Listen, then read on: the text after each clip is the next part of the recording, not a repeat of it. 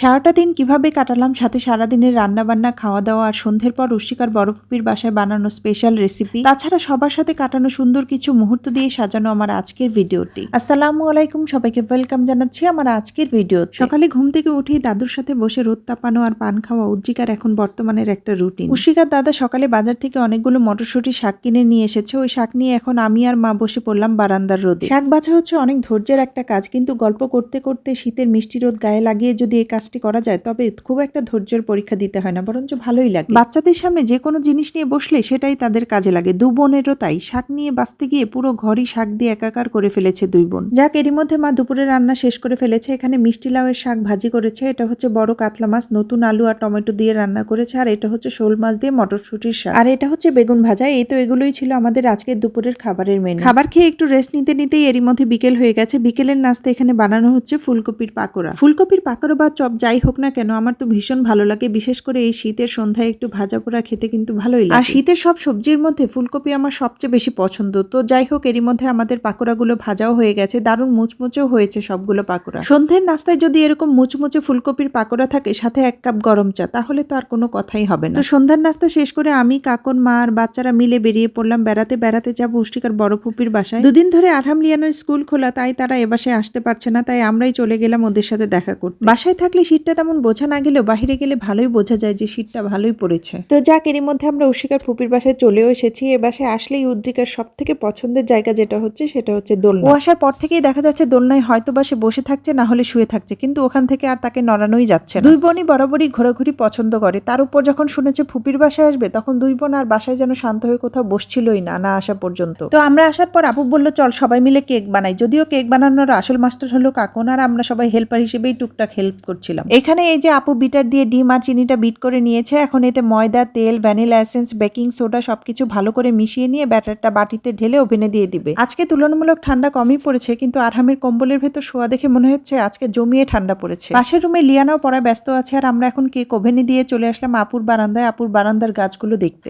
আপুর গাছের কালেকশনে হরেক পদের গাছ আছে, তবে এখন শীতকাল, তাই যে পরিমাণ ফুল গাছ আছে সেই পরিমাণ ফুল ফোটেনি এখন। তবে যে কটা ফুল ফুটেছে তা চোখে পড়ার মতো সুন্দর সুন্দর ফুলগুলো। আমার আবার গাছ, ফুল, সবুজ এগুলো এত বেশি আকর্ষণ করে যে আমি এগুলো দেখলেই ভিডিও করতে শুরু করে দিই। আপু আবার প্রচন্ড গাছ পাগল, শৌখিন একটা মানুষ। তার ঘরের ভেতর বা বাহির সব জায়গায় কম বেশি সবুজের ছোঁয়া আছে, যেটা আমার সবচেয়ে বেশি ভালো লাগে। আসলে ঘর সাজানোর জন্য অনেক বেশি টাকার শোপিসের দরকার হয় না, একটা ছোট গাছ একটা ঘরকে অনেক বেশি সুন্দর করে তুলতে পারে। যাক, এরই মধ্যে আমাদের কেক হয়ে গেছে। যা গন্ধ বের হয়েছে তাতে বাচ্চারা কেক খাওয়ার জন্য অস্থির হয়ে গেছে। সবার জন্মদিনে টুকটাক কেক দেখা যায় কাকুনি বেশি বানায়, আর ওর বানানো কেকটা মাশাআল্লাহ মজাও হয় অনেক। তো এরই মধ্যে কেক, মিষ্টি সব খাবার দাবার খেয়ে এখন বের হবার পালা। তো এরই মধ্যে উষ্টিকা আবার বলছে আমাকে লিয়ানাপুর সাথে একটু ছবি তুলে দাও। তো উষ্টিকা লিয়ানা ছবি তুলছে, পাশে উদ্রিকা আবার মন খারাপের ভাব ধরে দাঁড়িয়ে আছে। তো এটা নিয়ে আমরা কতক্ষণ হাসাহাসি করছিলাম, এটা দেখে সে অনেকটা লজ্জায় কান্নাই শুরু করে দিল। যাক, এরই মধ্যে আমরা দরজার বাহিরে বের হয়ে গেছি। তো আপুর দরজার বাহিরেও অনেক পাতাবাহার গাছ, তো একটা গাছ ছেঁড়া ছেঁড়া। তো আমি আবার বললাম এটা কি ইঁদুরে খেয়ে ফেললো না? তো আপু বললো না, এই গাছটাই আসলে এমন। তো এটা নিয়েও কতক্ষণ হাসাহাসি চললো আমাদের মাঝে। তো যাক, অবশেষে বিদায় নিয়ে বের হয়ে গেলাম রাস্তায়। রাত অনেকটাই হয়ে গেছে, তাই রিক্সা পেতে অনেকটা সময় দাঁড়িয়ে থাকতে হয়েছে রাস্তায়। তো শীতের রাতে বাসায় ফিরতে ফিরতে আজকের ভিডিওটি এ পর্যন্ত। এতক্ষণ সাথে থেকে পুরো ভিডিওটি দেখার জন্য সবাইকে ধন্যবাদ। কথা হবে নতুন কোনো ভিডিওতে, সেই পর্যন্ত ভালো থাকবেন সবাই। আল্লাহ হাফেজ।